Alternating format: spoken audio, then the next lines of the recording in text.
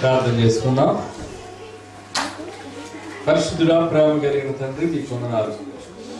సమయంలో కొన్ని విషయాలు మాట్లాడబోతుండగా మీరు తోడుకోండి. మీ నడుగురు దయచేసి చూపించమని, బలపరిచి నడిపించమని యేసుక్రీస్తు నామమున అడుగుచున్నాం తండ్రి, ఆమేన్. ఈ రెండు సెక్షన్ ద్వారా మరి కొన్ని విషయాలు గమనించాలని నేను అనుకుంటున్నాను. మూడవ సెక్షన్,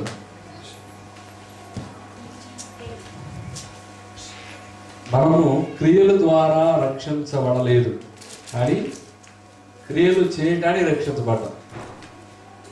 అర్థమైంది పాయింట్? మనం రక్షించబడటానికి ఏం క్రియ చేయాలి? ఎందుకు రక్షించబడతామంటే క్రియలు చేయటానికి రక్షించబడతాం. ప్రతి ఒక్క వ్యక్తి కూడా దేవుని కొరకు క్రియలు చేయాలి, ఏదో ఒకటి చేయాలి. ఏం చేయకుండా కదలకుండా ఉండకూడదు. మరి ఉదయకాలంలో బలం ఎలా వస్తుంది? మొదటి విషయం, ఆశీర్వాదం ద్వారా బలం వస్తుంది. ఎన్ని ఆశీర్వాదాలు ఉన్నాయి? 8 ఆశీర్వాదాలు. 8 ఆశీర్వాదాలను దేవుడు ఎవరికి ఇస్తాడు? మొట్టమొదటిగా చెప్పింది చేసిన వారికి, విధేయత చూపిన వారికి దేవుడు అధికంగా ఆశీర్వాదాలు ఇస్తాడు. రెండవ విషయాన్ని ఈ సమయంలో మీకు జ్ఞాపకం చేస్తున్నా. దేవుని బిడ్డలారా, చెప్పింది చేయటం, దేవునికి లోబడటం అనేది చాలా ప్రాముఖ్యమైన విషయం. ఇప్పుడు మరొక విషయాన్ని, దీవెనలన్నీ ఎవరికి ఇస్తానన్నాడు దేవుడు? నెంబర్ 1, చెప్పింది చేసిన వాళ్ళకి ఈ దీవెనలన్నీ నీ మీదకి వస్తాయి. ఆ పాయింట్ గుర్తుపెట్టి, ఈ దీవెనలన్నీ నీ మీదకి వస్తాయి. ఎవరి మీద? చెప్పింది చేసిన వారు. ఆశీర్వాదం మనల్ని మారుస్తుందండి. ఆశీర్వాదం అనేది మనల్ని మారుస్తుంది. చాలా మంది అంటారు, అన్ని బాగానే ఉన్నాయండి, ఇది ఒక్కటే పెద్ద ప్రాబ్లం అంటే వాళ్ళు 4 ఆశీర్వాదాలు కలుగుకుంటారు, ఒక్కో ఆశీర్వాదం లేదు. కొంతమంది అంటారు అన్ని బాగానే ఉన్నాయండి, ఈ 2 కొంచెం పెద్ద ప్రాబ్లం, 3 ఉన్నాయి 2 లేవు రాదు. అదే అన్నమాట. సో కాబట్టి ఒక్కసారి ఆలోచించండి, నేను ఎన్ని కలిగి ఉన్నాను. మీకు రెఫరెన్స్ చూపిలా, ఆశీర్వాదం వేరు, ఎక్కువ ఆశీర్వాదం వేరు. చూపిస్తున్నాను చూడండి. ద్వితీయోపదేశకాండం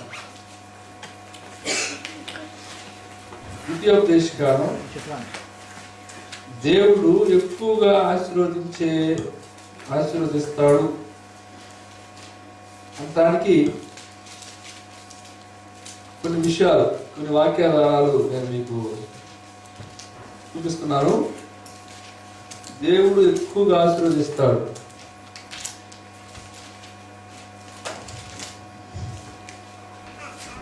ద్వితీయోపదేశకాండం లాస్ట్ చాప్టర్ 32వ అధ్యాయం 33వ అధ్యాయం 33వ అధ్యాయము 24వ వచనం చదవండి. And of Asher he said, Asher is most blessed of sons. So ఎక్కువ ఆశీర్వాదం ఉందారా? అది రెండో రెఫరెన్స్, ద్వితీయోపదేశకాండము 7వ అధ్యాయము 14వ వచనం. 7:14. సమస్త జనముల కంటే ఎక్కువగా నీవు ఆశీర్వదింపబడుదువు. సో ఎక్కువగా ఆశీర్వదించబడతాం అనేది బైబిల్లో ఉంది. దేవుడు రెడీగా ఉన్నాడు.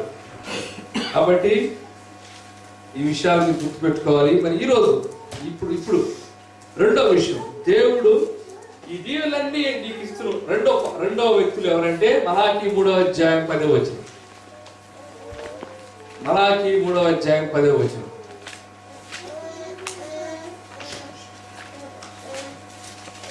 మలాకి 3:10.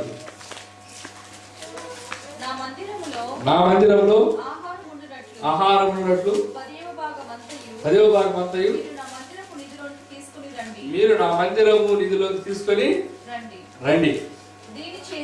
దీని చేసి మీరు నన్ను శోధించిన ఎడల నేను ఆకాశపు వాకిళ్లను విప్పి ఆకాశపు వాకిళ్లు విప్పి పట్టజాలనంత విస్తారముగా దీవెనలు కుమ్మరించెదను. చూశారండి, అధికంగా దీవెనలు దేవుడు ఒక పని చేయడం వల్ల చేసేదే ఒక పని, ఇచ్చేదేమో దీవెనలు అధికంగా.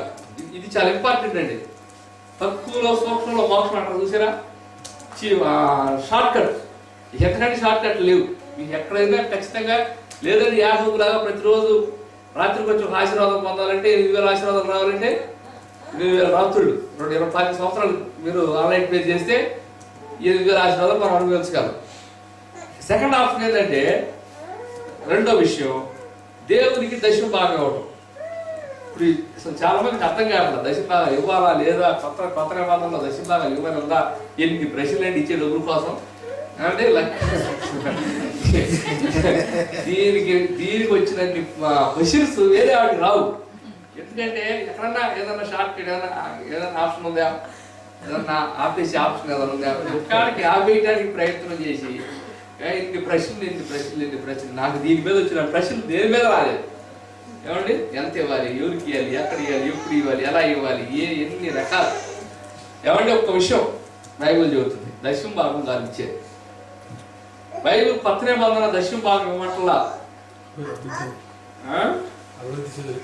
బైబిల్ ఏం చెబుతుందంటే, ఒకసారి నాకు ఈ మాట తెలుసా, శాస్త్రుల నీతి కంటేను పరిశీలన నీతి కంటేను మీ నీతి ఎలా ఉండాలన్నాడు, అధికం ట్రై చేయాలన్నాడా, అధికం కాకపోతే ఏం లేదు అన్నాడు, అధికం కాకపోతే ఏం లేదు. ఒకసారి ఆ రెఫరెన్స్ రండి, అది మీకు ఎప్పటికైనా అవసరం. మత్తయి సువార్త 5:20, మత్తయి సువార్త 5:20, మత్తయి సువార్త 5. శాస్త్రుల నీతి కంటేను పరిసయ్యుల నీతి కంటేను మీ నీతి అధికము కాని ఎడల, అధికం కావాలి కదా అన్నాడు. ఏంటంటే ఇది నాకు ఈ పాయింట్ ఇంపార్టెంట్. అధికం కాని ఎడల మీరు పరలోక రాజ్యంలో ప్రవేశింపనేరని పరలోకం తీసిస్తాడండి. మీ నీతి అధికం కాకపోతే మీకు ఏం లేదన్నాడు, పరలోక రాజ్యమే లేదన్నాడు. ఓకే, ఇప్పుడు పరిసయ్యుడి నీతి ఆలోచిద్దాం. ఏంటి పరిసయ్యుడి నీతి? పరిసయ్యుడి నీతిలో 2 పాయింట్స్ అండి. పరిసయ్యుడు ప్రార్థన చేస్తున్నాడు. చెప్పండి, పరిసయ్యుడు ప్రార్థనలు ఏమేమి? ఏమండి, పరిసయ్యుడు రెండు విషయాలు మెన్షన్ చేస్తున్నాడు, గుర్తుపెట్టుకోండి. నెంబర్ 1, ప్రభువా నేను దశమ భాగం ఇస్తున్నాను అన్నాడు. అన్నాడా? మాట్లాడండి, అన్నాడా? ఓకే, మరి మన నీతి ఎక్కువ ఉండాలి కదా, ఆయన దశమ భాగం ఇస్తే మనం ఎంత తీయాలి? ఇదంతా నీకు ఎక్కువ ఇవ్వాలి. అర్థమైందండి? ఆయన దశమ భాగం ఇస్తున్నాడు, పరిసయ్యుడు దశమ భాగం ఇస్తున్నాడు అన్నాడు. కాబట్టి మనం ఎంత చేయాలి? ఖచ్చితంగా ఎక్కువ ఇవ్వాలి. First point. నెక్స్ట్, ఆయన వారానికి 2 రోజులు ఉపవాసం ఉంటున్నాడు. మనం ఎంత రోజులు ఉండాలి? 2.5 లేదు, ఖచ్చితంగా 3 రోజులు ఉండాలి. ఒక్క రోజే లేదండి మాకు, ఇక 3. ఏమండి, నేను అందుకే చెప్పా, నా బాధ కష్టంగా ఉండేది, చాలా కష్టం. బట్ వాక్యానుసారంగా నేను చెబుతాను. మీరు లోబడాలంటే లోబడాల్సినంత అవసరం ఉంది. ఈ 2 విషయాలు పరిచయుడు మెన్షన్ చేస్తున్నాడు. ఒకటి, నేను దశమ భాగం ఇస్తున్నాను కాబట్టి నేనేం చేయాలి? పరిచయుడి నీతి కంటే ఎక్కువ ఉండాలంటే నేను ఖచ్చితంగా దశమ భాగం నేను ఇవ్వకూడదు, దశమ భాగం ఎక్కువ ఇవ్వాలి. పరిచయుడి నీతి కంటే ఎక్కువ, అప్పుడు నేను ఉంటాను. రెండోది, 2 రోజులు ఉపవాసం ఉన్నానండి. మీకు ఒక మాట చెప్తాను, ఉపవాసం గురించి నేను 2 మాటలు చెప్తాను. ఉపవాసం ఖచ్చితంగా ఉండాలండి. First point. నాకు కుదరట్లేదు, నాకు వీలు కుదరట్లేదు అని కాదు. కుదరకపోతే సెకండ్ ఆప్షన్ ఉంది, దానియాలు ఉపవాసం అంటుంది. దానియాలు ఏం చేస్తాడంటే తన జాబ్ విషయంలో ఆయన జాబ్ పడరు కాబట్టి ఆయన ఏం చేస్తాడు, సరిగా భోజనం చేయలేదు అంటాడు. అంటే సరిగా మాంసాహారం కానీ ఏం తినలేదు అంటాడు, లైట్ తీసుకున్నాడు కాబట్టి అదేవిధంగా నేను కనీసం ఒక్క పూట భోజనం మానేది. ఒక్క పూట భోజనం మానేలాక చేస్తే బర్స్ట్ అయిపోయాడు. కాబట్టి మరి ఒక్క పూట భోజనం లేకుండా కూడా ఉండబాకండి. ఒక్క పూట భోజనం మానేది, ఒక్క పూట భోజనం మానేది. ఉపవాసం ఉంటారు కానీ కొంతమంది, ఇక్కడ మాట చెబుతారు, ఉపవాసం వేరు, నిరాహార దీక్ష వేరు. ఏమండి, కలెక్టర్ ఆఫీస్ ఎదురుగా భోజనం మానేస్తారు, ప్రార్థన చేయరు. అల్లు భోజనం మానేస్తున్నారు కానీ వాళ్ళు ప్రార్థన చేయరు. భోజనం మానేసి ప్రార్థన చేయకపోతే దాన్ని నిరాహార దీక్ష అంటారు. మధ్య చాలా కాలంలో అటు ఇటు తిరుగుతారు, అటు వెళ్ళిపోతారు, అటు ఏంటంటే ఫాస్టింగ్ అంటారు. ఫాస్టింగ్ అటు ఇటు తిరగతం కాదు, నువ్వు ప్రార్థన చేయకపోతే నువ్వు నిరాహార దీక్ష అయింది, కానీ ఫాస్టింగ్ కాదు అది. కొంతమంది ఏం చేస్తారు, ఇంట్లో బియ్యం లేవు, ఏం చేస్తాం, ఫాస్టింగ్ అది ఫాస్టింగ్ అంటారు, పొస్తు అంటారు నేను. పొస్తు వేరు, ఫాస్టింగ్ వేరు. కాబట్టి తర్వాత మూడోది ఏంటంటే పొస్తు వేరు, ఫాస్టింగ్ వేరు, నిరాహార దీక్ష వేరు. ఇది గుర్తుపెట్టండి. దేవుడు మనల్ని నిరాహార దీక్ష చేయమనలేదు, పొస్తులు ఉండమన్నా, ఉపవాసం ఉండమన్నాడు. ఉపవాసం అంటే అర్థం ఏంటంటే కనీసం భక్తుల అభిప్రాయాలు నేను తెలుసుకున్న ప్రకారం 5 గంటలు దేవుని సన్నిధిలో కదలకుండా ఉండాలి. అప్పుడు అది ఉపవాసం లిస్టులోకి వచ్చింది. 5 గంటలు దేవుని దృష్టిలో ఉన్నప్పుడు కనీసం 5 గంటలు, ఇంకెక్కువ ఉంటే పర్లేదు. 5 నుంచి 7, మరి బిజీ అయితే 5, కొంచెం అవకాశం ఉంటే 6, లేదంటే కొంచెం 3 నుండి 7. 5 గంటలు నువ్వు ఒక పూట భోజనానికి మరొక పూట భోజనానికి మధ్యలో గ్యాప్ ఎంత, 5 అవర్స్. కాబట్టి ఒక పూట నువ్వు భోజనం మానేస్తే నువ్వు అది ఉపవాసం దృష్టిలో కూడా దేవుడు అంగీకరించిన సందర్భాలు బైబిల్లో ఉన్నాయి. కాబట్టి పరిచయలాగా మనం కూడా అధికంగా నీతి కలిగి ఉండాలి. సో ఇక్కడ అది పక్కన పెట్టండి. పాయింట్ కోసం దేవునికి ఇవ్వాలి. దేవునికి నేను ఎందుకు ఇవ్వాలి? ఎక్కువగా నేను డబ్బులు ఇవ్వని చెప్పడం. ఫస్ట్లో మా వాళ్ళు భలే హింసించారండి. మా సంఘస్థుని ఎంత హింసించారంటే నన్ను భయపడేవాడు. ఏమంటే సుబ్బారావు గారు మైక్ సెట్ మీరే అనేవాడిని. ఏమంటే సాగర్ గారు మా లైట్లు కొంచెం పాడైపోయినట్టు, జాగ్రత్త చూసుకోండి. వాము నన్ను ఎవడుతారని ఎంత భయపడ్డారండి జనాలు. నేను వస్తున్నానండి చాలు, మాస్టర్ గారు మేము బజార్కి వెళ్తాం అనేవాడు, మాస్టర్ గారు ఊరు వెళ్తున్నాం అనేవాడు. నాకు బాధ కలిగించింది ఏంటంటే ఒక ఆమె ఫోన్ చేసి బజార్ వెళ్తున్నామని చెప్పి అని చెప్పి ఆమె బయట తాళం వేసి లోపల ఉన్నాను. నేను బయట తాళం వేసి లోపల వాళ్ళు అదే ఎంత భయపెడుతున్నారు ఎంత అంటే అప్పుడు బాధ వేసింది. ఎంత బాధ పెట్టే నేనంటే ఎంత బాధ పెడతాను ఉన్నారని చెప్పి అప్పుడు నేను మళ్ళీ చాలా తీవ్రంగా మరి నేను ఎప్పుడు డబ్బులు ఎట్టొస్తే నాకు ఎలా వస్తాయి డబ్బులు, మరి నా డబ్బులు అవసరం కదా, ఇల్లే కదా నాకు ఉండే, వెళ్ళినప్పుడు నేను ఎవరు అడుగుతాను అని నేను బాగా చేసుకుంటే ఒకే ఒక ప్రశ్న దేవుడు అడిగాడు, అపోస్తులు డబ్బులు ఎక్కడి నుంచి వచ్చినాయి అన్నాడు. అపోస్తులకు డబ్బులు ఎక్కడి నుంచి వచ్చినాయి అన్నాడు. అప్పుడు నా ఆన్సర్ దేవుడు వెంటనే దేవుడు వచ్చి వాళ్ళు కూర్చుంటే వాళ్ళ కాళ్ళ దగ్గరికి వచ్చినాయి డబ్బులు. అవునండి, అంత బైబిల్లో వాళ్ళ అమ్మిని ఇళ్ళ అమ్మిని అయ్యమ్మి అయితే తీసుకొచ్చి ఎక్కడ పెట్టారు, కాలములు ఎంత పెట్టింది, నీకెందుకు ఎవరు ఉండకూడదు. వెంటనే నాకు మారిపోయింది. ప్రేయర్ అనేది అలా తీసుకొచ్చిందని దేవుడు నాకు నేర్పాడు. అప్పటి నుంచి నేను డబ్బులు ఆడటం మానేసాను. నా టీవీలో కానీ ఎక్కడ కూడా నేను డబ్బులు ఆడతాను. చాలా మంది అది మంచిది కాదు అడగటం, మరి దాన్ని నేను వ్యతిరేకం. టీవీలో డబ్బులు ఆడతాం. దేవుడు ఎత్తాడని ఇప్పుడే నీకు ఇచ్చేస్తాడు లాస్ట్లో మీరు ఎవరంటే నాకు ఇవ్వమంట. అంటే భారం అండి అది. ఇప్పుడే దేవుడు నీకు ఇస్తాడని చెప్పేసి లాస్ట్ అయిపోగలే దేవుడి పనులు మరి మీరు ప్రోగ్రామ్ స్పాన్సర్ చేయాలి మా పంపారు. ఆయన సంస్కృతి చాలా మంచి ఫోన్ చేశారు. ఏమంటే ఎందుకంటే మీరు అడుగుతారు, మా హిందువులు అడుగుతున్నారు డబ్బులు, చాలా సిక్కేసింది. ఓకే, అది మాకు కాదు, నా అనుభూతి చెబుతున్నాను.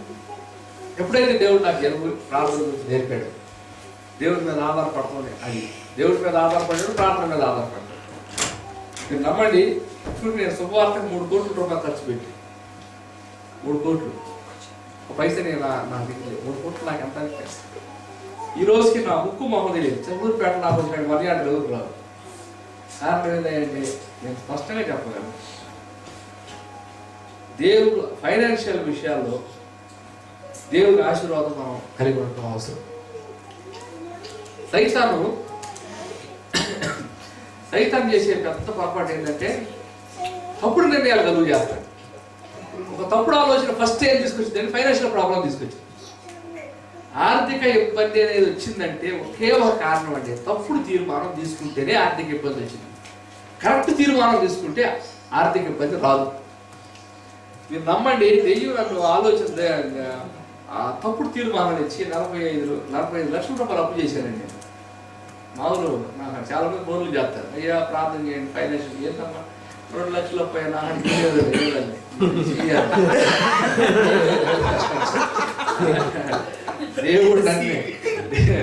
దేవుడు నన్నే బయటికి తీసుకొచ్చాడు. దేవుడు బయటికి తీసుకొచ్చాడు. నిన్నేం తీసుకున్నాడు? కాబట్టి ఎందుకు చెబుతున్నారంటే తప్పుడు నిర్ణయాల వల్ల ఆర్థిక ఇబ్బంది వచ్చిందండి. మెయిన్ ఫ్యామిలీస్ ఎదుర్కొనే ప్రాబ్లం ఇది ఇంపార్టెంట్. ఆర్థిక ఇబ్బంది అనేది తప్పుడు నిర్ణయాల వల్లే వచ్చింది, కరెక్ట్ నిర్ణయాల వల్ల రాదు. అందుకే మీ నిర్ణయాలు చాలా జాగ్రత్త. రెండోది ఏంటంటే దేవునికి ఇవ్వటం అనేది చాలా ఇంపార్టెంట్. దేవునికి ఇవ్వాలి. దేవునికి ఇవ్వటం ద్వారా మరి దేవునికి ఇవ్వటం ఎందుకు ఇవ్వాలనేది ఒక మాట చెప్పాను. ఉదయం చెప్పాను కదా, దేవుడు కాలంత, దేవుడి చేతులంత, దేవుడు ముఖ్యంత. ఏమంటే అంత పెద్దోడికి భోజనం ఎంత కావాలి? ఒకసారి మనం అనుకున్నాం. అంత పెద్దోడుగా దేవుడు, మరి ఆయనకి భోజనం ఎంత కావాలి అంటే, దేవుడికి భోజనం ఏంటంటే చెప్పండి ఎవరన్నా, దేవుడికి భోజనం ఏంటి? Very good. దేవుడికి మనం ఇచ్చే స్తుతి ఆయనకి ఆహారం. బైబిల్ చెబుతున్నది దేవుడికి మనం ఇచ్చే స్తుతి ఆయనకి ఆహారం. ఏమండి మరి ఆయనకి ఎంత ఆహారం పెట్టాలి? ఎప్పుడు నిండితే మనం భోజనం చేస్తాం. మనం భోజనం చేసేటప్పుడు కడుపు నిండా తింటాం. మరి దేవుడికి కడుపు నిండా పెట్టాలిగా స్తుతులు. కడుపు నిండా పెట్టాలంటే ఎప్పుడు నుంచి ఎప్పుడు వరకు స్తుతి చేస్తే కడుపు నిండి తెలుసా? బైబిల్ చెబుతుంది. ఉదయం వరకు సాయంకాలం వరకు స్తుతులంతా దగ్గర వాడవారు. బైబిల్ ఉదయం 6 గంటల నుంచి స్తుతిస్తే సాయంకాలం 6 గంటల చేతి అప్పుడు కడుపు నిండిద్దంట. ఈ ఉద్యోగాలు మొత్తం మారేసి పని కూర్చోవాలి మనం అంతా. అందుకని దేవుడు సెకండ్ ఆప్షన్ ఇచ్చాడు. దేవునికి ఆహారం, దేవునికి ఆహారాన్ని ఇచ్చే కొన్ని ఉన్నాయి బైబిల్లో. అవి దేవునికి మనం స్తుతి ఆహారం కదండి. దేవుని గణపరచడం ఏంటి చెప్పండి? దేవుని గణపరచడం దేవునికి ఆహారంతో సమానం. సో దేవుడిని 3 రకాల గణపరచాలండి. 3 రకాలు. ఒకటి నోటితో గణపరచాలి. బైబిల్ చెప్తుంది కదా, నోటితో నేను ఆయన యెహోవాను గణపరచదని బైబిల్.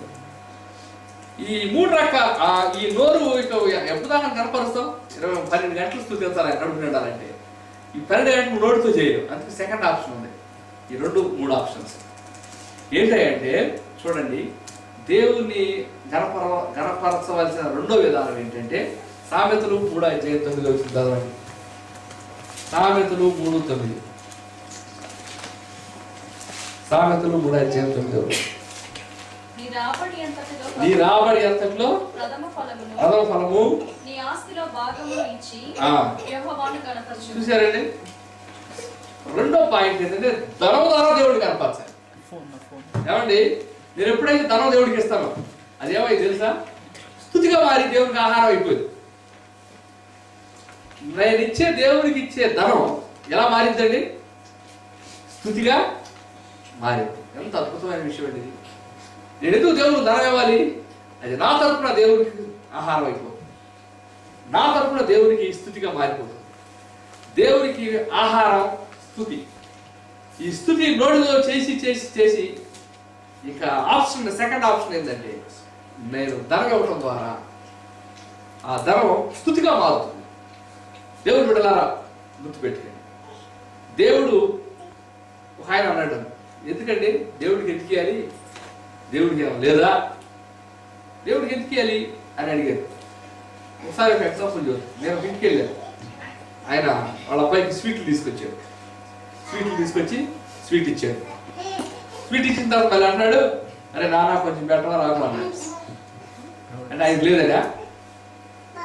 ఏమండి నాన్న కొంచెం పెట్టవా, స్వీట్ పెట్టమంటే ఇది స్వీట్ తెచ్చుకోలేడు, అంత దరిద్రుడు, ఇది స్వీట్లు లేవు.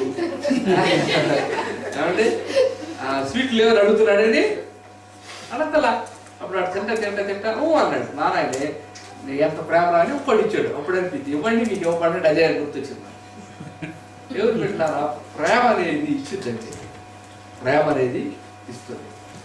దేవునికి మన ఆర్థిక విధానం అయినా ఒక్కొక్క మాట అండి. దేవుడు ఇచ్చేది మనం ఇచ్చేది ఎంత? 10,000. దేవుడు ఇచ్చేది ఎంత? విస్తారమైన పట్టజాలంతా విస్తారమైన దీవెనలు కదా. మనం ఇచ్చి ఎంత ఇస్తామండి? 2,000, 3,000, 10,000, 50,000, లక్షలు. కానీ దేవుడు ఇచ్చేది ఎంత పోల్చుకుంటే ఇది ఎంత అండి? దేవుడు ఇచ్చేది ఎక్కువ.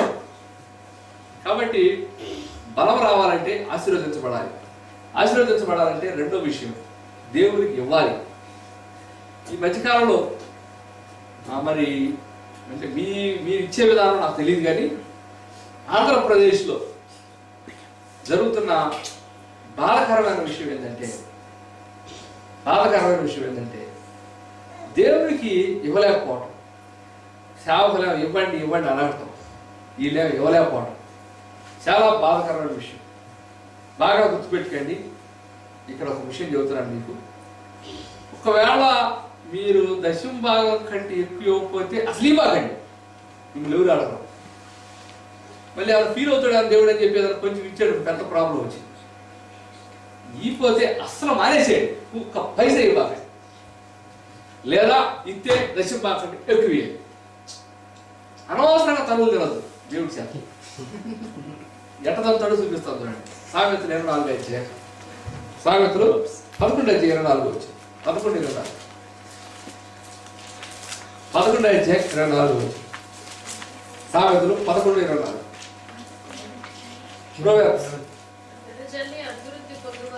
వెతదల్లి అభివృద్ధి పొందువారు కలరు. చూసారండి, తగిన దానికంటే తక్కువ ఇచ్చి అంటే ఇవ్వాల్సింది ఒక తగినట్టు ఒకటి ఉంది. నువ్వు ఇస్తే దానికంటే ఎక్కువ లేదా మరి ఏమండి ఎంత ఘోరం అండి. తగిన దానికంటే తక్కువ పెట్టగా ఎత్తనాడు కదా, ఎంతకంత తీసుకోవచ్చుగా. ఎంతగా తెప్పలపడి ఎత్తనాడు కదండి. అబ్బే నా వద్దు, తగిన దానికంటే తక్కువ వద్దు. సో దయచేసి ఈ విషయం గుర్తుపెట్టుకోండి. చాలా మందికి ఈ సీక్రెట్ తెలియదు, చాలా మందికి ఈ విషయం తెలియదు. దేవుడి దేవులే ఎంత ఫీల్ అవుతుంది అని చెప్పి మన రెస్టారెంట్ ఇస్తాం, కానీ దేవుడి విషయం లెక్క చూస్తున్నాడు. నువ్వు ఎంత ఇస్తున్నావు లెక్క చూస్తున్నాడు. అదే నేను చెబుతున్నాను. ఇస్తే ఎక్కువ చేయండి, కరెక్ట్గా పద్ధతి ప్రకారం చేయండి. చూడండి, ఇక్కడ 1 గంట అంటే 1 గంట పరిగెత్తున్నాం మనం. 6 గంటల కంటే 6 గంటలు పరిగెత్తున్నాం.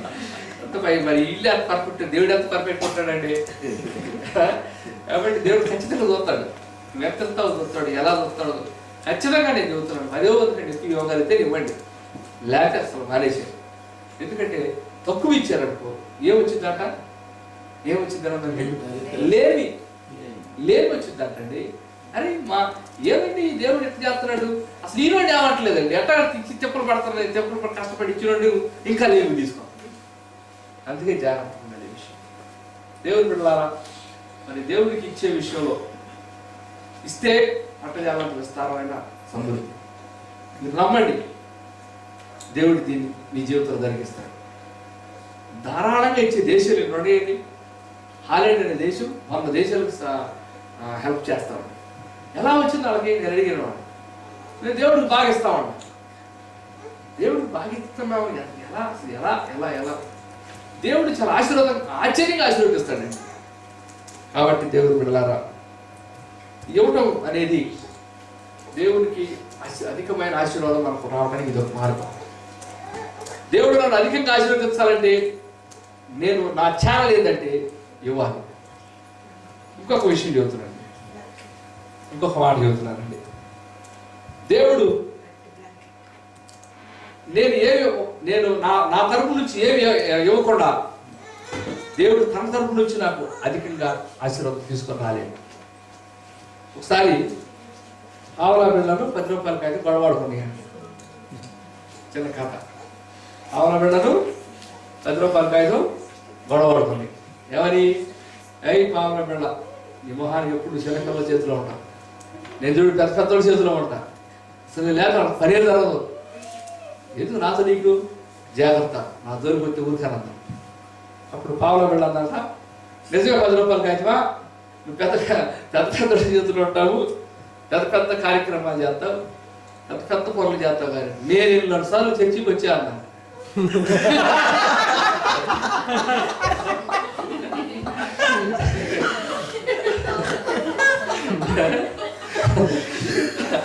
ఆవిడ 10 రూపాయలు కాయకుందంతా నేను 2 సార్లు చర్చికి వచ్చావు నువ్వు అన్నాను. చర్చిలో ఇప్పుడు చూసినా కనపడతాయి ఆవలా బిళ్ళలే. కాలు కరెక్టే చాలండి, ఏదో కనుక్కుంటాను. నేను అడుక్కునేవాడు దేవుడు ఏమన్నా. అసలు మారాలి. ముఖ్యంగా మన ఆంధ్రప్రదేశ్లో మరి ప్రజలు దేవుడిని చూసే విధానం, దేవుడికి ఇచ్చే విధానం, చిల్లర ఎత్తుకుని కొన్నిసార్లు అయితే రూపాయి అమ్మ 90 పైసలు ఉన్నాయని తీసుకుంటారు. చాలా మారాలి వ్యవస్థ. దేవుడు అది హుందాతనంగా ఉండాలండి. ఆయన రాజు, ఆయనకి ఇవ్వాలి. ఆయనకి ఇవ్వాలంటే ఆయన ఇచ్చినప్పుడు ఆశీర్వదిస్తాడు. ఒక విత్తనం వేస్తేనే అటువంటి విత్తనాలు చాలా వస్తాయి మనకి. విత్తనం ఇవ్వటం అనేది విత్తనం వేయటంతో సమానం. గుంటూరులో మీటింగ్ జరుగుతుంటాయి. అమ్మ సముద్ర రాకుండా వేయాలి అంటాడు ఒక ఆయన. సముద్ర రాకుండా వేయాలి. కాబట్టి ఎంత చెప్పినా ప్రజలకి ఇచ్చే ఆలోచన లేకపోతే, కాబట్టి మరి లండన్లో మీరందరూ కూడా చక్కగా దేవుడి కోసం ఇస్తున్నారు అనుకుంటున్నాను. ఇవ్వండి. ఒకవేళ మీకు కష్టం వచ్చినా, ఇబ్బంది వచ్చినా దేవుడు మిమ్మల్ని విడిచిపెట్టడం. విశ్వాసం అనేది చాలా అవసరం అండి. విశ్వాసం ద్వారా ఇచ్చింది కయ్యూని ఇచ్చాడు, ఏబేలు ఇచ్చాడు. కానీ కయ్యూని దేవుడు అంగీకరించరా, ఏబేలు అంగీకరించాడు. ఏంటంటే విశ్వాసంతో ఇచ్చాడు. అది అక్కడ పద్మతి ఏం చెప్తారంటే, ఈయన కొట్టు సరిగా ఇవ్వలేదు, ఇది అయినా మంచిది ఇచ్చారు అంటారా, కానీ బట్ రీజన్ అది కాదు. హెబ్రీయులకు రాయబడింది విశ్వాసంతో కయ్యూను ఏబేలు దేవుడికి ఇచ్చాడు. కాబట్టి మీరు విశ్వాసంగా ఇస్తే ఖచ్చితంగా దేవుడు మీకు తిరిగిస్తాడు. దేవుడు మీకు ఆశీర్వాదం ఇస్తాడండి. ఆశీర్వాదం అనేది చాలా గొప్పది. ఆశీర్వాదం అనేది ఇవ్వటం ద్వారా ఆశీర్వాదం వస్తుంది. దేవుడు బిడ్డలారా, మీ ఆర్థిక విధానం గురించి నేను ఈ యొక్క ఒక సూత్రం చెబుతున్నాను. మీరు ఎప్పుడైతే దేవునికి ఇస్తారో అందువల్ల ఏం తెలియజేస్తున్నారంటే, ప్రభువా నా ధనంలో నువ్వు కూడా పాలిభాగస్తులుగా ఉండవని తెలియజేస్తున్నాను. కాబట్టి ఇవ్వండి, ధారాళంగా ఇవ్వండి. అందువల్ల మిమ్మల్ని దేవుడు ఆశీర్వదించడానికి, అధికంగా ఆశీర్వదించడానికి మీరు అవకాశాన్ని కలుగు చేస్తున్నారు. చూడండి, 2వ దినవృత్తాంతములు 32వ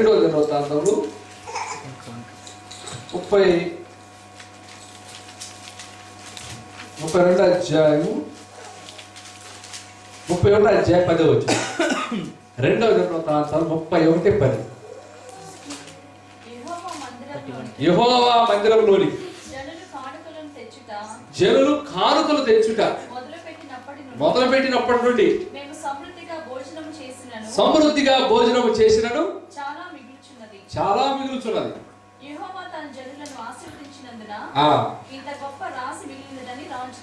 చూసారండి, ఇవ్వటం ద్వారా ఏం జరుగుతుంది? దేవుడికి ఇవ్వటం ద్వారా, కానుకలు ఇవ్వటం ద్వారా భోజనం చేసినాడు, చాలా మిగులుచున్నది. కాబట్టి దేవుడు బిడ్డలారా, దేవుడికి ఇవ్వటం ద్వారా మూడవదిగా మనం ఆశీర్వదించబడతాం. దేవుడికి ఇవ్వటం ద్వారా మనము దీవించబడతాం.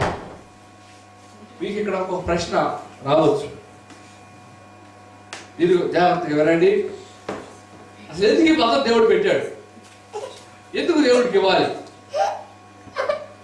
ఎందుకు దేవుడికి మన కానుకలు అవసరం?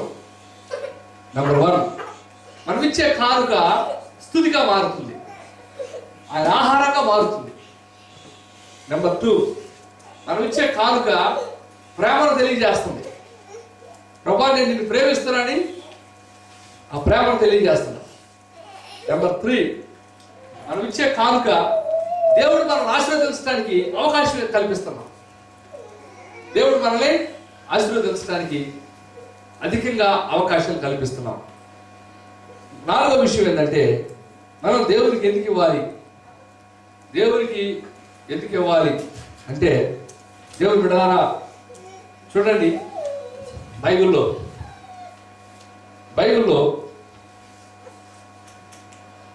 300 దేనారాలు విలువ కలిగిన అత్తరు ఆమె పగలగొట్టి ఆయన పాదాలకి రాసింది. అప్పుడు యేసుప్రభు అన్నాడు, ఈమె ఏమన్నా చెప్పండి, యేసుప్రభు ఏమన్నా తెలుసా? ఈమె నా శరీరం ముందుగానే అభిషేకించింది అన్నాడు. దేవుని కోసం ఆమె ఆ అత్తరు గుడ్డి వరాలంటే ఆ రోజుల్లో ఒక్క 1 year కష్టపడితే ఆ కష్టంతో ఆ అంత విలువైన అత్తరు కొనగలిగేది. అంటే దేవుణ్ణి ఎలా ప్రేమించిందని, దేవుణ్ణి ప్రేమించడం ద్వారా ఏం జరుగుతుంది ఆయన చెప్పాడండి. ఆయనకి శుక్రవారం సిలువేశారు, శనివారం హడావుడిగా శుక్రవారం సమాధానం పెట్టేశారు, శనివారం విశ్రాంతి దినం. వీళ్ళు సుగంధ ద్రవ్యాలు తీసుకెళ్ళి బాడీకి పీలా, బాడీకి ఆయన బాడీకి అత్తరపోతారు చచ్చిపోయినప్పుడు పుట్టిన అవకాశం శుక్రవారం హడావుడి త్వరగా శనివారం బయటకు వెళ్తానికి వెళ్ళేది. ఆదివారం పెద్దల కళ్ళేసి పోతామని వెళ్తే మనిషి లేడు, సమాధిలో లేడు. ఇప్పుడు ఎవరికి వచ్చిందండి అవకాశం, పూసే అవకాశం? యశ్ప్రభు శరీరానికి అత్తను పూసే అవకాశం ఎవరికి వచ్చింది? ఆయన వచ్చింది. దేవునికి ఇవ్వడం మిమ్మల్ని ప్రత్యేకమైన ఒక ప్రత్యేకమైన వ్యక్తులుగా నిలబెడుతుంది దేవునికి ఇవ్వడం. కాబట్టి మీరందరూ కూడా దేవునికి ఇవ్వాలని నేను కోరుతున్నాను. ఇంకో అద్భుతమైన విషయం చెబుతున్నాను. బైబిల్లో దేవుడు కొంతమందిని ప్రేమించాడు, కొంతమందిని దేవుడి ఇష్టలుగా భావించాడు. విశ్వాసం లేకుండా దేవుడికి ఇష్టం అసాధ్యం, యథార్థవంతులు ఆయన ఇష్టలు. అలాగే దేవుడు ప్రేమించే మరొక రకం అంటే 2 Corinthians 9:7 వచ్చింది. దేవుడు ప్రేమించే మరొక వ్యక్తి 2 Corinthians 9:7 వచ్చింది. దేవుడు వారిని ప్రేమిస్తాడు. సనుగు కొనకయు కాకయు ప్రతి వాడును తన హృదయములో నిశ్చయించుకొనిన ప్రకారం ఇయ్యవలెను. దేవుడు ఉత్సాహము కలిగి వారిని ప్రేమించును. చూసారా, కూడా దేవుడు ప్రేమించే వ్యక్తులు, దేవుడు ఇష్టపడే వ్యక్తి ఎవరంటే ఉత్సాహముగా ఇచ్చువారు. మీరు అడుగుతారు నన్ను, జాగ్రత్తగానండి, దేవునికి ఇష్టలుగా ఉంటే ఉపయోగం ఏంటి? అద్భుతమైన విషయం అంటే ఇది, చాలా జాగ్రత్తగానండి. దేవునికి ఇష్టలుగా ఉంటే ఉపయోగం ఏంటి? 127 కీర్తన 2వ వచనం. 127 కీర్తన 2వ వచనం. 127 కీర్తన మొదటి 2 వచనాలు చదవండి. Unless the Lord builds the house, తెలుగులో యెహోవా ఇల్లు కట్టించని ఎడల ప్రయాసం వ్యర్థమే, కాపాడని ఎడల వ్యర్థమే. మీరు వేకునే లేచి చాలా రాత్రి అయిన తర్వాత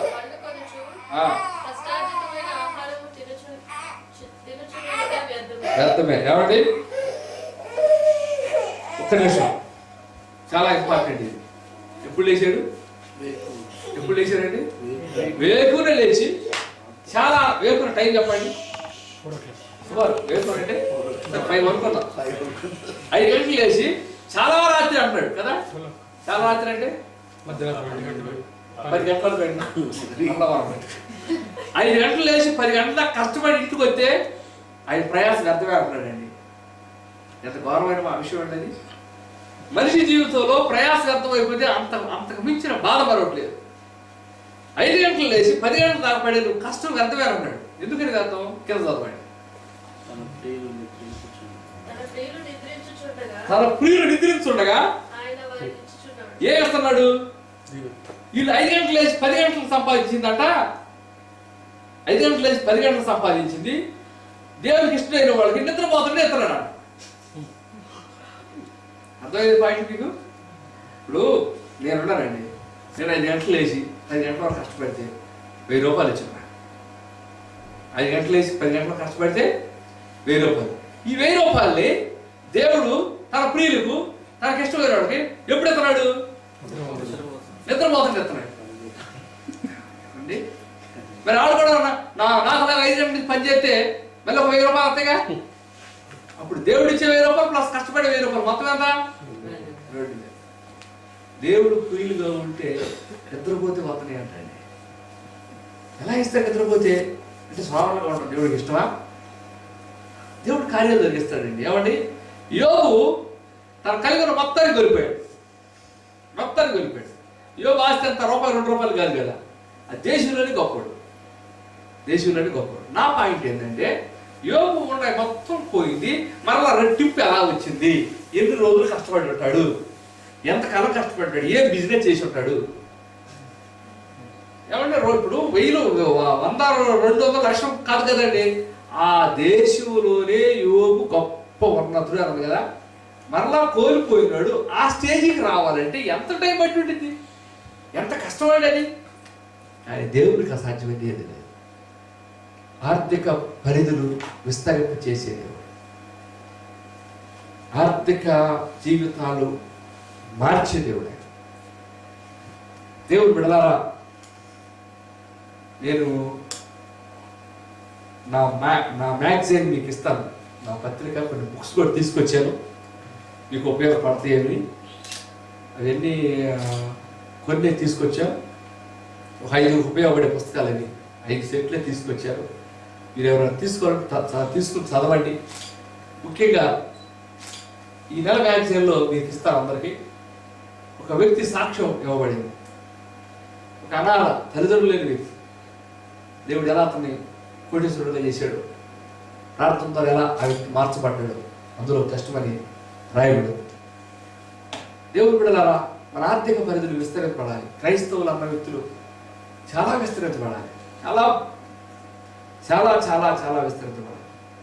మీకున్న పరిధిని, మీకు సరిహద్దులు కేవలం ప్రార్థన ద్వారా, దేవుడికి ఇవ్వడం ద్వారా మీరు మీ సరిహద్దులు విస్తరించబడాలంటే అధికమైన ఆశీర్వాదం మీరు కలిగి ఉండాలి. ప్రపంచంలో బైబిల్లో అధికంగా ఆశీర్వదించబడిన వ్యక్తుల్లో యాకోబు ఒకడు, ఇశ్రాయేలు కదండి. ఎక్కువగా దేవుడు ఇశ్రాయేల్ అనేక సార్లు ఆశీర్వదించాడు. మీకు ఒక విచిత్ర విషయం చెబుతున్నానండి. ప్రపంచంలో 196 దేశాలు ఉన్నాయి. నాకు తెలిసి మరికి ఎక్కువ తెలియదు కానీ 196 దేశాల్లో మనిషి పేరు కలిగిన దేశం, మనిషి పేరు, ఈ దేశం ఇంగ్లాండ్ మనిషి పేరు కాదు కదా, మనిషి పేరు కలిగిన దేశం యాకోబు, ఇశ్రాయేల్. ఎంత ఆశీర్వదించాడు దేవుడు, ఎంత విస్తరింప చేశాడు. కాబట్టి మన జీవితంలో కూడా మనకున్న ఆర్థిక విధానం, నేను ఖచ్చితంగా చెబుతున్నానండి, దయచేసి మీకు ఈ విషయంలో శ్రద్ధ వహించండి. మీ ఆర్థిక విధానాలు విస్తరించబడాలి. మీ ఆర్థిక విధానాలు దేవుని ఆశీర్వాదం ద్వారా మాత్రమే. వేరే రూట్ కాదు, మళ్ళీ వేరే రకంగా వద్దు. మళ్ళీ ఒక ఆయన వచ్చాడు నా దగ్గరికి, బ్రదర్ నేను బిజినెస్ చేయాలనుకున్నా, ప్రార్థన చేయమని. బిజినెస్లో సక్సెస్ అయితే 5 లక్షల రూపాయలు పెట్టి చర్చి కట్టిస్తాను. నాకు భలే సంతోషం వేసి 10 సంవత్సరాల క్రితం, 10 సంవత్సరాల క్రితం 5 లక్షలు మామూలు విషయం అండి. బా ఎంత గొప్ప విషయమో, సంతోషం వేసి నీకెందుకో నేను ప్రార్థన చేస్తాను, దేవుడు సహాయం చేస్తాను.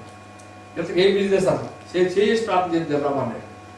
చేసి ప్రార్థన చేసి వెళ్తులే, నేను చెప్పు, నేను ప్రార్థన చేస్తాను. కాదండి మీరు చేసి ప్రార్థన చేయాలి. సరే ఇంటికి వెళ్ళాను. ఇంటికి వెళ్తే కంప్యూటర్ ఉండే, స్క్రీన్ ప్రింటింగ్ ఉండే, ఇదే సార్ నా బిజినెస్ అన్నాడు. చేసి మాట్లాడితే చేసి ప్రార్థన అనే మాట తీసుకొస్తాను. చేసి ప్రార్థన చేస్తాను. ఈ బిజినెస్ ఏంటన్నా? ఏం లేదండి, అందరూ కలిసి చేస్తున్నారు అన్నాడు. ఏం చేస్తారు, దీన్ని ఏమంటారు? అప్పుడు చెప్పాడు, దొంగ 100 రూపాయల నోట్లు ముద్ర చేయి. దొంగ 100 రూపాయల నోట్లు ముద్ర. నేను నాకు చేసి ప్రార్థన చేస్తే 5 లక్షలు పెట్టి చర్చి కట్టారు. శాపంతో కూడా చర్చి ఎందుకంటే ఏమండి, ఇట్లా చాలా మంది అనేక రూట్లో రకరకాల రూట్లోకి వెళ్ళిపోయి దేవుడు ఆశీర్వాదం ఏదో ఒక రకంగా దొంగతనంగా ఏ సేవలా తీసుకోవాలని చూస్తూ ఉంటారు. కరెక్ట్ కాదండి, కరెక్ట్ కాదు. ఖచ్చితంగా మీరు దేవునికి ఇవ్వకుండా దేవుడు ఫైనాన్షియల్గా ఆశీర్వదించబడిన ప్రపంచంలో ఎవరో లేరు.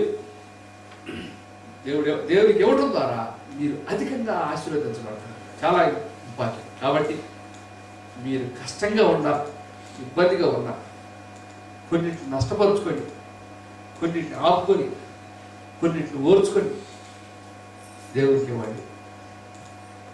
దేవునికి ఇవ్వడం ద్వారా చూడండి, ఏలి అంటున్నాడు, అమ్మా నీ ఒక రొట్టె ముక్క కాసిని ద్రాక్ష రసం, అయ్యా మాకుంది, తాగి చచ్చిపోదాం అనుకుంటున్నాం, తిన్న తర్వాత ఇద్దరు చచ్చిపోదాం అనుకుంటున్నాం. ఏం కాదు, మొట్టమొదటి దాన్ని తీసుకుంటున్నా. 7 సంవత్సరాలు నీ దాంట్లో ఒక పిండి తరిగిపోతుంది. అలాగే ఫస్ట్ ఆమె తీసుకొచ్చింది ఏలియా మాట ప్రకారం 7 సంవత్సరాలు ఆ పిండి అంటే దేవుడు కూడా అద్భుతాలు జరుగుతాయండి ఇవ్వటం ద్వారా. అద్భుత కరుడు ఆయన, ఆశ్చర్యకరుడు. దయచేసి మరి ఈ విషయాల్లో మీ ఆలోచన ఎలా ఉన్నాయో నాకు తెలియదు. ఎలా ఉన్నా కానీ దేవుడికి 10వ వంతు కంటే ఎక్కువగా మీరు ఇవ్వడానికి ఇష్టపడాలని నేను కోరుతున్నాను. 10వ వంతు కంటే అధికంగా మీరు దేవుడికి ఇవ్వాలని నేను మిమ్మల్ని కోరుతున్నాను. అపవాది ఆర్థికంగా కొరంక తీస్తే ప్రేయర్ లైఫ్ పాడు చేస్తాడు. ఈ కళ్ళు మూసుకుంటే అయ్యే గుర్తు వస్తాయి కొంతమంది. ఇది ఈరోజు ఒక ప్రాబ్లం ఏంటంటే కళ్ళు మూసుకుంటే అయ్యే గుర్తు వస్తాయి. ఇక ప్రభా నాకు వద్దుదా ఈ ప్రార్థన రెండో ప్రార్థన తర్వాత ఓకే ప్రార్థన చేయండి, కానీ ఆ స్థితి ఎందుకు వచ్చిందో దాన్ని ఓవర్కమ్ చేయటానికి ఇవ్వలేదే అని ఆలోచన రాదు. దయచేసి దేవుడు బిడ్డలారా, మనం దేవుడికి ఇవ్వటం ద్వారా ఒక శ్రేష్టమైన విశ్వాసంతో ఇవ్వటం ద్వారా ఖచ్చితంగా దేవుడు మనకి అధికంగా ఆశీర్వాదాలు ఇస్తాడు. ఇది రెండో విషయం. ఈ రెండో విషయంలో మీరు ఎలా ఉన్నారో నాకు తెలియదు, మీ ఆలోచన ఎలా ఉన్నాయో నాకు తెలియదు. ఖచ్చితంగా మీరు కూడా ధారాళంగా మీరు ఇవ్వాలని నేను కోరుతున్నాను. ముఖ్యంగా ఇక్కడ నా అభిప్రాయం చెబుతున్నాను. మన దేవదాసు జాన్ మార్క్ గారు కూడా చెప్పాను, మీ ప్రభావం ఇండియాలో కూడా ఉండాలి. మీరు ఇక్కడ పనిచేస్తున్నారని ఇండియాలో ఉన్న వ్యక్తులు కూడా మిమ్మల్ని బట్టి దేవుని మహిమపరచాలి. మిమ్మల్ని చూసి అక్కడ నేర్చుకోవాలి. చూడు అక్కడికి ఆ దేశానికి వెళ్ళి మీరు సుఖానికి అలవాటు లగ్జరీలకు అలవాటు పడకుండా దేవుని కోసం ఎంత కష్టపడి పనిచేస్తున్నారు అనే విషయం మన సొంతూరులో మీ యొక్క మన ప్రజల మధ్య కూడా మీ ప్రభావాన్ని చూపించాలని నేను ప్రత్యేకంగా, ఇది నా ప్రత్యేక అభిప్రాయం. మీ అలా తప్పకుండా అలా చేస్తే అది దేవుడు మిమ్మల్ని బట్టి ఎంతో ఆనందిస్తాడని నా అభిప్రాయం. అదే టైంలో ఇక్కడ కూడా మీరందరూ కూడా కలిసి ఇంకా గొప్ప గొప్ప కార్యాలు, గొప్ప గొప్ప వ్యక్తులు దేశంలో దేవుడు మిమ్మల్ని ఆర్థిక పరిధిలో విస్తరింప చేయాలని నా ఉద్దేశం. ఏమీ లేని ఏశావుని రాజును చేయటం ద్వారా తన ఆర్థిక పరిధి విస్తరించబడింది. అదేవిధంగా మీరు కూడా మీ ఆర్థిక పరిధి విస్తరించబడాలి. మీరు సంతోషంగా సంతృప్తిగా సమృద్ధి అనేది మీరు అనుభవించాలి. ఆశీర్వాదాలు దాదాపుగా 8,000 ఆశీర్వాదాల్లో మరి దేవుడు అధికంగా దీవిస్తే ఆర్థికంగా ఎంతో బలంగా ఉంటారు. చాలామంది నన్ను అడిగారు, ఏమండి క్రైస్తవులు ఎందుకు ఆర్థిక ఇబ్బందులు ఎదుర్కొంటారు, లోకస్తులేమో బాగా బిల్డింగ్లు కడతారు, వీళ్ళు ఆశీర్వదించబడ్డారా అని అడిగారు. చాలామంది అడిగారు. ఇంకో ఆయన అన్నాడు, దేవుడు నన్ను ఆశీర్వదించాడు బ్రదర్ అన్నాడు. ఆయన దేవుడు కూడా నమ్ముగల. అదేందయ్యా దేవుడు నమ్ముగా దేవుడు నిన్ను ఎట్లా ఆశీర్వదిస్తాడు అన్న. చూడు 3 అంతస్తులు బిల్డింగ్ ఇచ్చాడు. 3 అంతస్తులు బిల్డింగ్ ఇచ్చి ఆశీర్వదించబడ్డాడా? బైబిల్లో యాకోబు ఆశీర్వదించబడ్డాడు, ఏశావు చేపించబడ్డాడు. అవును కదండి? ఆదికాండం 32:9 చూడండి ఒకసారి. ఆదికాండం 32:9. యాకోబు ఆశీర్వదించబడ్డాడు, ఏశావు చేపించబడ్డాడు. ఆదికాండం 32 32 ఆదికాండము నేను కూడా చేస్తాను ప్రవేశం.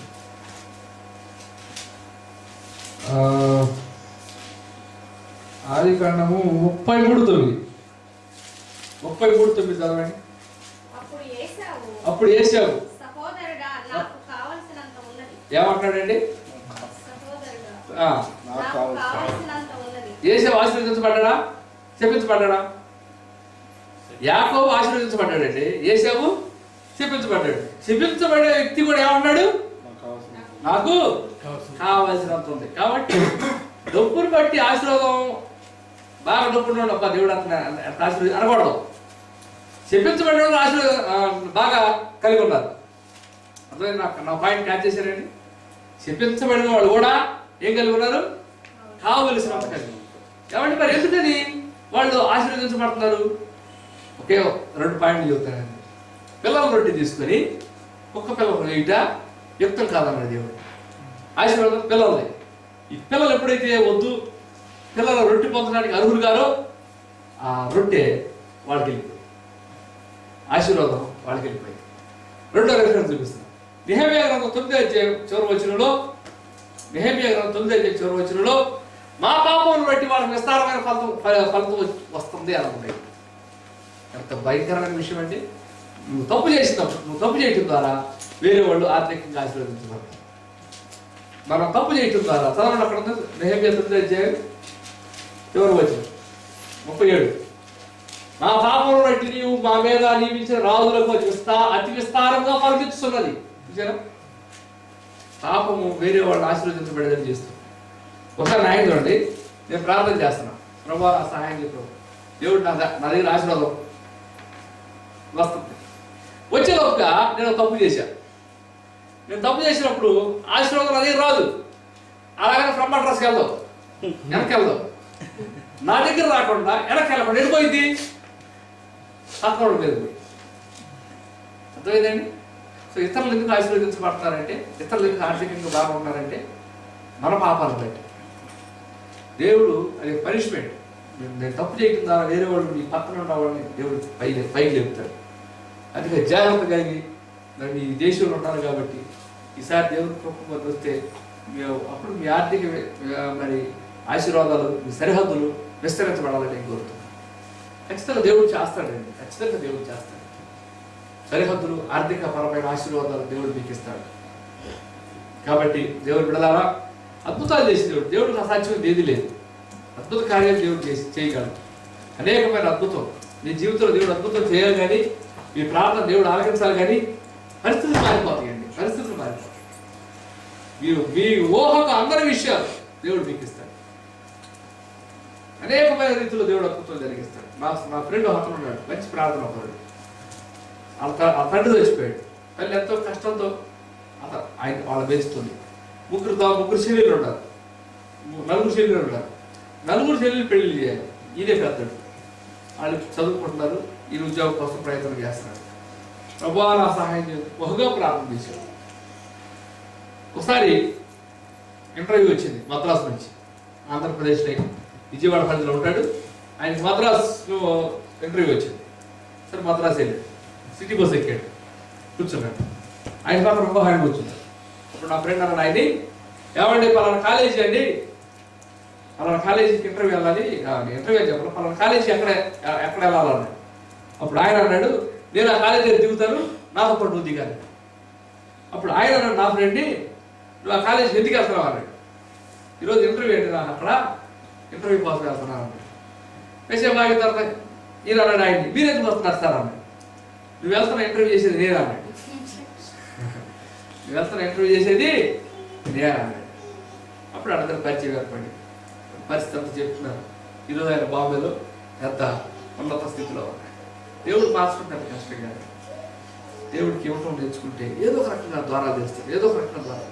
నమ్మండి నమ్మండి నమ్మండి. దేవుడు నాకు భారం పెట్టాడు. ఇక మనిషికి ఎన్ని బట్టలు ఇచ్చినా తృప్తి ఉండదు, ఎన్ని ఇచ్చినా తృప్తి ఉండదు. ఒకటే ఒకటి చేసి తృప్తి. చెప్పండి ఏంటది? సారు అంటాడు. ఏదది? ఫుడ్. Very good. అందుకని నేను ఒలివ టీవీ ఛానల్ స్టార్ట్ చేశాను ఆంధ్రప్రదేశ్లో. ఒలివ ఛానల్ నేను ఛానల్ స్టార్ట్ చేశాను.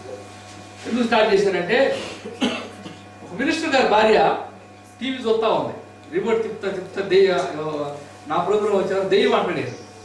దెయ్యం అంటే సహజంగా అనిల్ కొంచెం భయం వేసింది. ఒక నిమిషం రిమోట్ ఆపింది.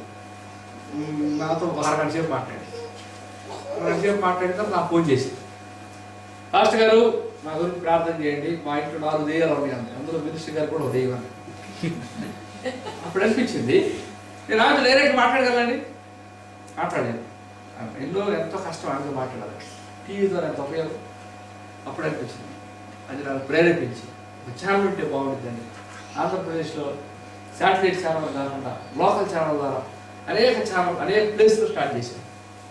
ప్లేస్లో స్టార్ట్ చేసిన తర్వాత దేవుని సేవకుల కోసం ఏదో ఒకటి చేయాలండి. పాస్టర్ గారికి ఏజ్లో తృప్తిండదు. వాళ్ళ పాస్టర్ ఫెలోషిప్లో ఉంటాయి. మా టీవీ పరిధిలో ఉన్న ప్రతి పాస్టర్ ఫెలోషిప్ వాళ్ళకి మేము భోజనం ప్రొవైడ్ చేయాలి. అది ఒకటే వాళ్ళని తృప్తిపరిచేది. అదొకటే వాళ్ళకి సహకరించేదాన్ని.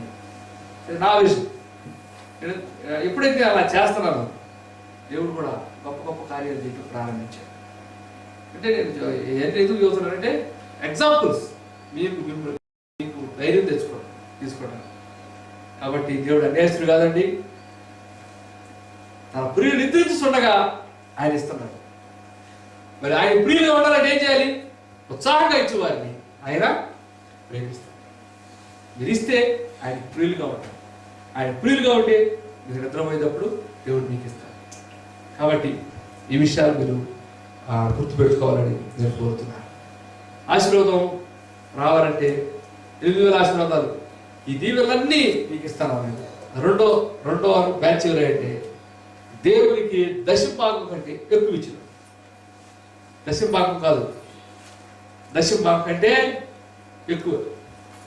చాలా మంది అంటారు పాత నిబంధన కంటే కొత్త నిబంధన ఘోరమైందండి.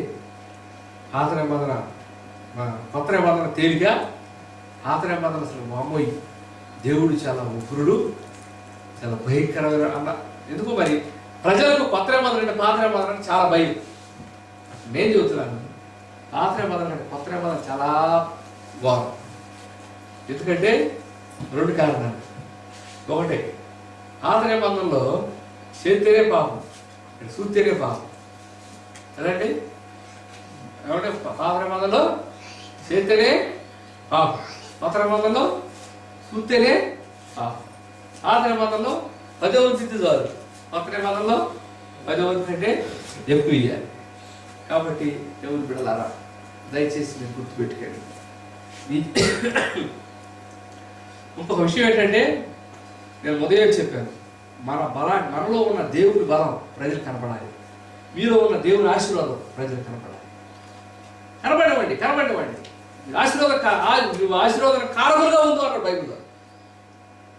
ఏమండి, లోకస్తులు ఎంత లగ్జరీగా డబ్బులు ఖర్చు పెడుతున్నారు, ఎంత లగ్జరీగా వాళ్ళు జీవిస్తున్నారు. అరే నా అజాగ్రత్త వల్లే కదా వాళ్ళు ఆశీర్వదించబడింది, నా అజాగ్రత్త వల్లే కదా వాళ్ళు హెచ్చించబడుతుంది. అరే ఎంత జరిగినా కదా కొంతమందికి బుద్ధి రాదు. ఇంకా అలాగే పాపంలో దేవుడు బిడలారా దయచేసి గుర్తుపెట్టుకోండి, పరిశుద్ధపరచబడండి. దేవుడు మీకు ఫైనాన్షియల్గా సహాయం. చివరిగా నేను ఒక మాట చెప్పి ఈ అంశాన్ని ముగిస్తాను. దేవుడికి ఇవ్వడం అనేది చాలా ఇంపార్టెంట్. ఇది కూడా దేవుడు బిడలారా బైబిల్లో ఆర్థికంగా దేవుడు ఆశీర్వదిస్తున్నాడు. ఒక వ్యక్తి ఉన్నాడు బైబిల్లో, యబ్బేజు అనే పేరు. యబ్బేజు అద్భుతమైన ప్రార్థన చేశాడు. ఏమని చేశాడంటే, యబ్బేజు అంటే అర్థం ఏంటి తెలుసండి ఎవరన్నా చెప్పండి? యబ్బేజు అంటే వేదన అన్నాడు. వేదన. పిల్లల పేర్లు పెట్టాలంటే వేదన బాబు, సోదర కుమారు, బాధలు రాణి ఇటు పెట్టరు కదండి. శ్రమలయ్యా ఎవరు పెట్టరు కదా. ఆయన అమ్మేందుకు పాప ఆయనకి యబ్బేజు అని పేరు పెట్టి ఆ యబ్బేజు ప్రార్థన చేస్తున్నాడండి, ప్రభువా నా సరిహద్దు విశాలపరచుకున్నాడు. బైబిల్లో రాయబడి ఉంది, యబ్బేజు తన సహోదరులందరికంటే ఉన్నతం పైవాడు, సహోదరులందరికంటే పైవాడు. నేను మీ అందరికీ చెబుతున్నాను, మీరు కూడా అందరికంటే పైవారుగా ఉంటారు. సరిహద్దు విశాలపరచబడినప్పుడు ఇది జరిగింది. యబ్బేజు ఫస్ట్ కిందవాడుగా ఉన్నాడు, వేదన పెడుతున్న ఇతను కన్నాడు. చదవండి, మొదటి దినవృత్తాంతము 4:9-10 వచ్చిన. మొదటి దినవృత్తాంతము 4:9-10 వచ్చిన.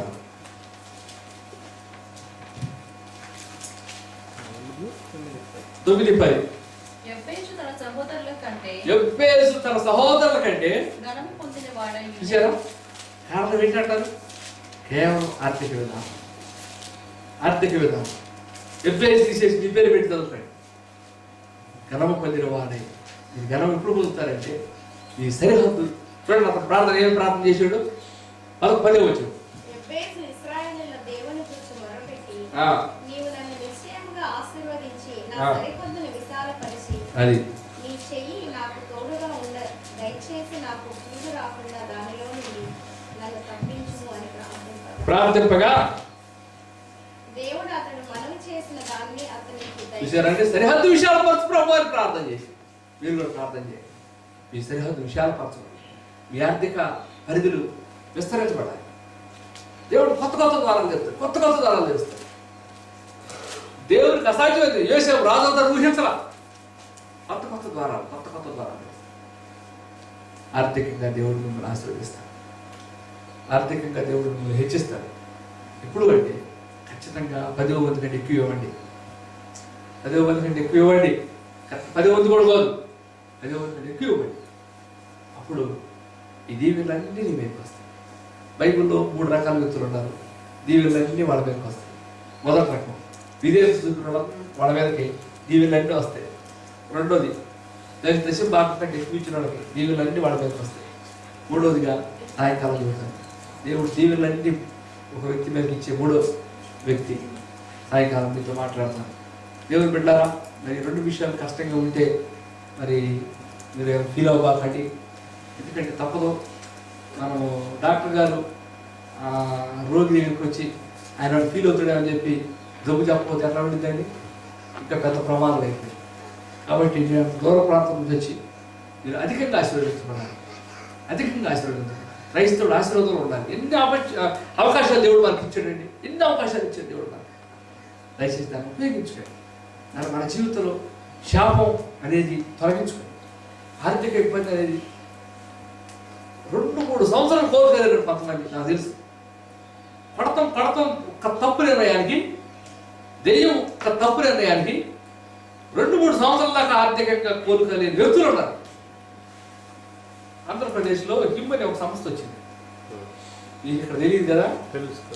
తెలుసండి హిమ్ అంటే అర్థం వీళ్ళు ఎవరంటే మేము సపోర్ట్ చేస్తామని చెప్పి 10,000 రూపాయలు కడితే 2 నెలల్లో 50,000 రూపాయలు ఇస్తాం. మళ్ళీ ఉంది కదండి. అరే జనాలు ఎట్ట కట్టారంటే 750 కోట్ల రూపాయలు కట్టారండి. 750 కోట్లు రూపాయలు కాదు, 2 రూపాయలు కాదు, 750 కోట్లు. వాడు హాస్టల్లో బాగా వాడుకున్నాడు. ఎలా వాడుకున్నాడంటే 10,000 రూపాయలు కట్టాడు ఒక వ్యక్తి. అందులో దక్షిణ అమెరికానేవాడు. అంటే 50 మంది సార్లు కట్టించాడు అనుకో. 50 మంది సార్లు కట్టించి ఎంత ఎప్పుడు 10,000 ఒక్కొక్కరు 10,000 అంటే 100 మంది కట్టారు.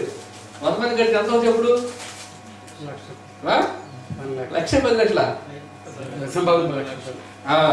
1 lakh.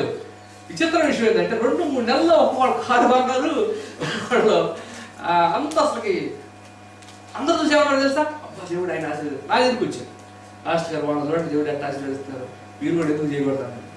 నాకు తెలుసు బహు త్వరితంగా దొరికిన స్వాస్థ్యం తొలక దీవెన అందరూ పోలి ఉన్నాయి.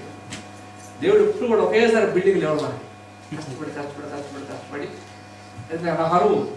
ఎందుకంటే ఇల్లు ఎవరు కొత్త నేను వేసిన ప్లాన్కి 100 కోట్లు ఇస్తారన్నారు. సోనియా గాంధీ ఐక్యరాజ్య సమితి దగ్గర 100 కోట్లు నాకు 3 రోజులు 80 ఉంది, ఇన్కమ్ ట్యాక్స్ ఎగ్జిబిషన్ ఉంది, 12 ఉంది.